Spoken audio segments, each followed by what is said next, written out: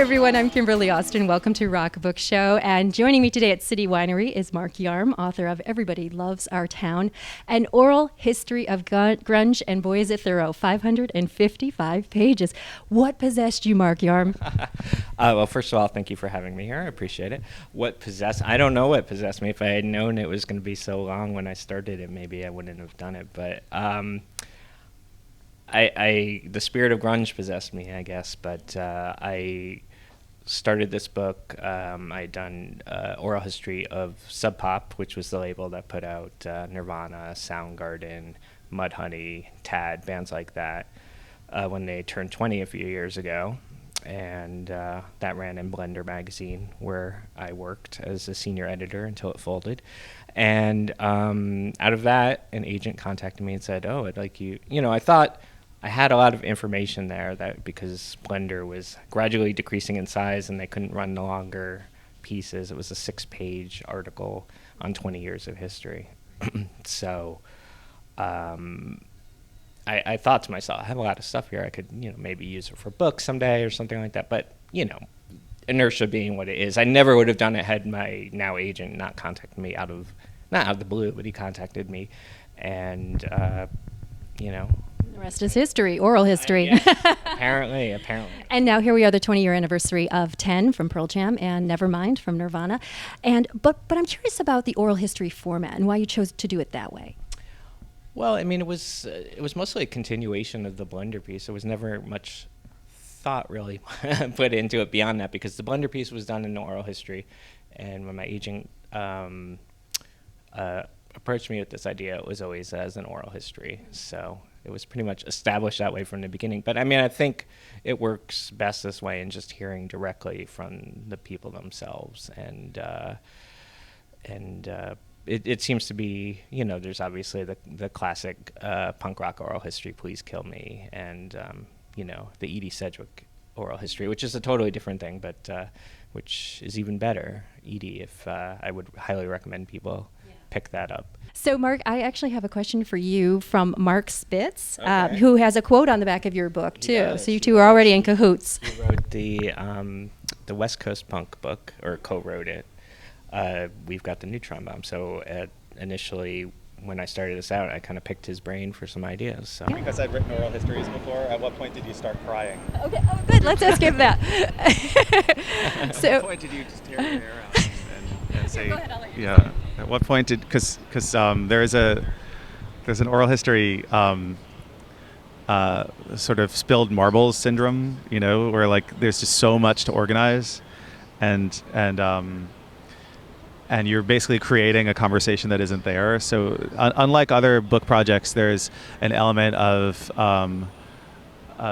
dousing fires, and it makes you a little nuts. So I sort of know this answer because he and I have talked a little bit, but I'd be interested to know the specific point where you're on the phone, thinking, okay, I could just get out of this. I'll just give the money back. Yeah, he's right. There was a point. I mean, I never told my editor this, but there was a point when I was like, I think it was about. I'm trying to remember. The years are blurring together because it was like a 3-year process. But I don't recall shedding any tears because I'm a man, and I wouldn't. I definitely felt like it, but I didn't. That'd be. But there was a lot. Yeah, I mean, it didn't do my psychological health very, very. It sent me back into therapy and stuff. So it was not not good for me. I feel much better now, but it was not good for me. There was a point when, because I'd wanted to talk to Pearl Jam, and that was not going very well. I talked to their manager Kelly Curtis, and it was finally like the last no from Pearl Jam. I mean, only later did I kind of find out that there was no way, because they're coming out with their own book and their own movie. So I mean, I probably knew about at some point. I mean, it all became clear. I mean, they're very difficult people, and I just took a break, and I was really considering giving the money back, but I did not, and now my wife's like, don't you feel good that you didn't do that? But there was that point, and then it just kind of made me work harder. For Pearl Jam, I talked to everyone, all their drummers who apparently I haven't seen the movie, but aren't in the movie because they kind of gloss over them in a funny sort of Spinal Tappy way. Like, we had these other 4 or 5 drummers, and and I haven't seen it, but there's supposedly a very funny little explanation for them. But I did go back and talk to them, so it gives kind of like the other half, and at least one of whom is an aggrieved drummer. And I did talk to Matt Cameron because he's also part of Soundgarden, so I got to him through the Soundgarden route. So, and then I got some, I had to use some information from some old interviews, which wasn't as difficult to obtain as I thought it would be. So, but I quite often thought of quitting. It was like horrible. So, there should be a support group for people who do oral histories where we could all share our horror stories. Because unlike a traditional book where I could just kind of write around it, here it's all in the voices of the people. So it just makes it that much more difficult. But I pulled through, and I'm doing okay. Didn't do any bodily harm to me. No scars. Yeah. And your marriage is still intact. Yeah, it's not good for a marriage either. But you were talking about the Pearl Jam guys, and it just reminded me to ask you about singles, and where does that take its place in grunge history at this point? Well, it's an important artifact of grunge history. Certainly, it was grunge captured on the screen. What some people didn't realize at the time, and might still not realize, is it wasn't done to capitalize on the scene because it was filmed before the scene blew up, and which is one of the reasons that it was basically being held, and it had a long tortured history, and then eventually it did come out, in part because of the Seattle scene exploding.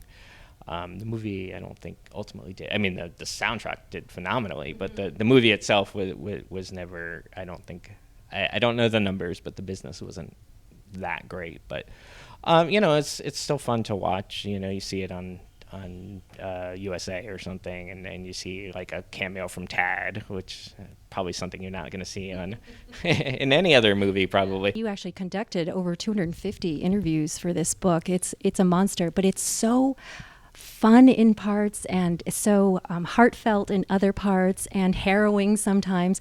A lot of brutal honesty in the book as well. Now, you open the book with U-Men. I wonder why you chose them to open the book. Well, at a certain point I had to decide where am I going to begin, because, what we know is grunge.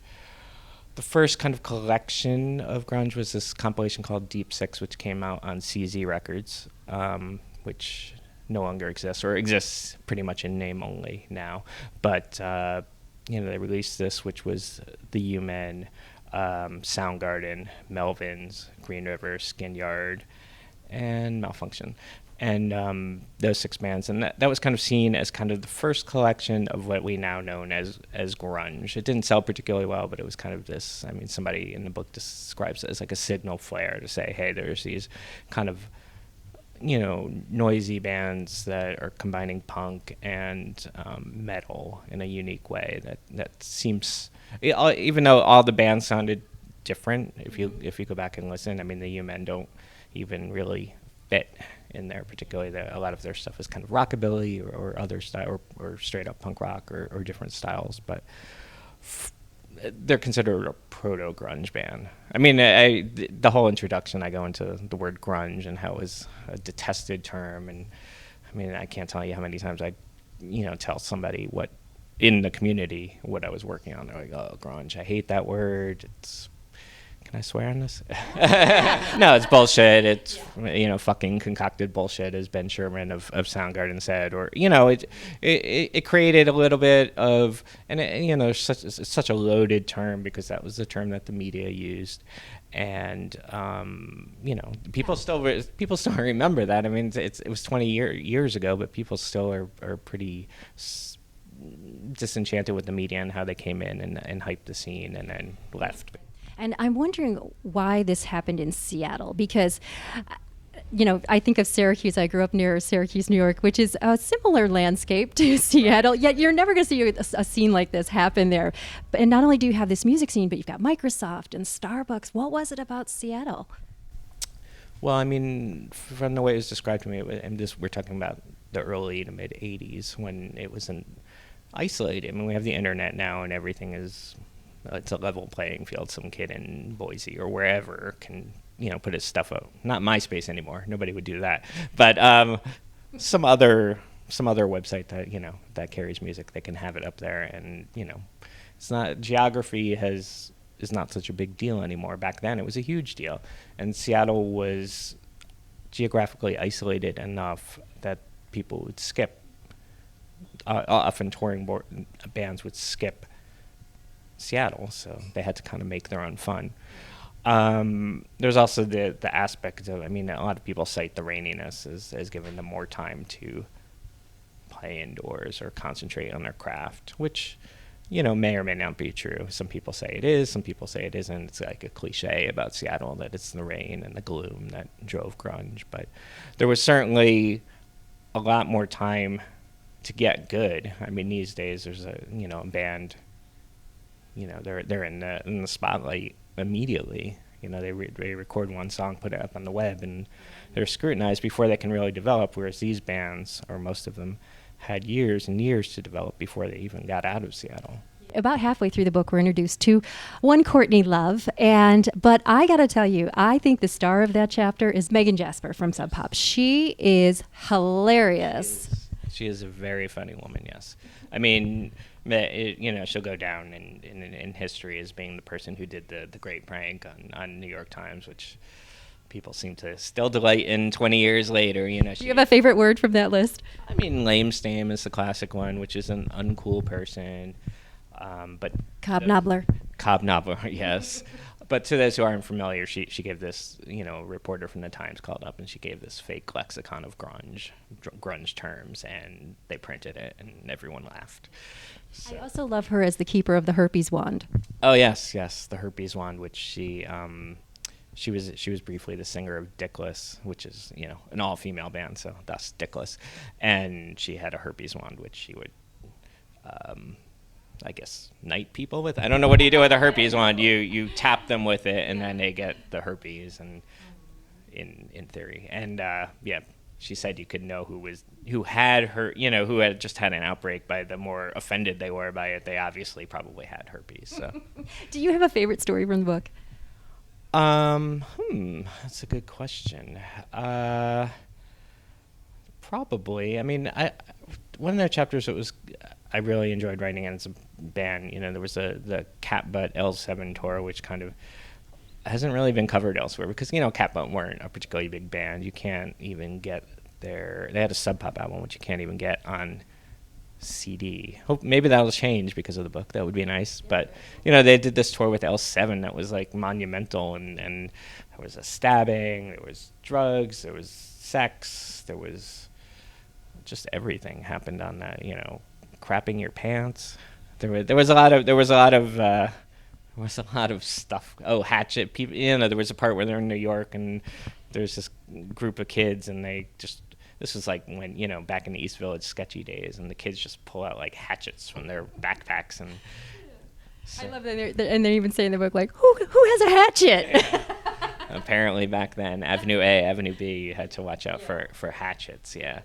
I also really love this story in the book about Alice in Chains starting out as kind of a glam band that kind of looked like Poison, you say, but they had this whole Morris Day Jerome thing happening. Yeah, that was the sort of earlier incarnation, Alice in Chains, like Guns N' Roses, yeah. And apparently they had this song called Queen of the Rodeo, which is about a gay rodeo. What's the person at a rodeo? A rodeo cowboy? Yeah, rodeo cowboy, yes, again. And anyway, they would, We have obviously never been to the rodeo. I have not. Sadly. They were definitely... They had a lot of showmanship, and apparently Lane Staley would ride out on a unicycle. Not a unicycle, what do you call that? Tricycle? Tricycle, yes, and things like that. So we're taking this on the road. Yeah, there was a lot of... The thing about Alice in Chains was they came from a whole different scene. They came from a suburban metal scene where there was a lot more showmanship, and they actually were interested in the show, whereas a lot of the grunge guys were more concerned with the non-image. So Tony Iommi's dropped drop D tuning on an E string on his guitar is incredibly influential and influential here in grunge as well. How do you think that it did relate to the sound of grunge, and is that really what kind of made the sound?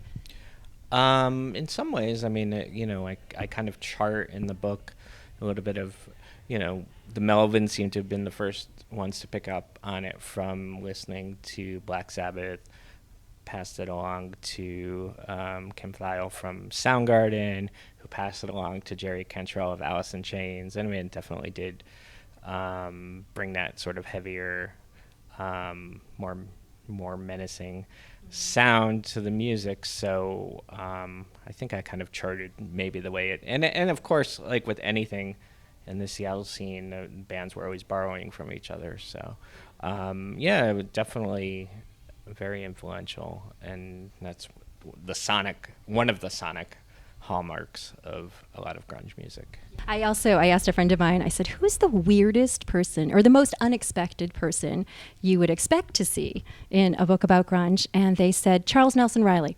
And I said, close. Shirley Temple. Yeah, Shirley Temple is the mother of Lori Black, who is the bassist in the Melvins, and there's a Charles Nelson Riley. That would have been good if I could have worked him in somehow. But she is the mother of Lori Black, and Lori Black for a while was dating Buzz Osborne, the singer of the Melvins. And they talk, the Melvins in the book talk about visiting the Temple abode. At that time, she was obviously no longer an actress. She was the ambassador to Ghana or Colombia. She was ambassador, or Czechoslovakia. She was ambassador to a couple of nations. So I actually talked to Lori Black off the record a little bit. I got in touch with her, but I think ultimately because of her, I don't know for a fact, but I was told that probably because her family is still, didn't want to embarrass the family, I think. Toward the end of the book, Wayne Coyne from Flaming Lips is quoted as saying that Candlebox not only put the nail in the coffin, they brought in the coffin for grunge. Do you agree with that?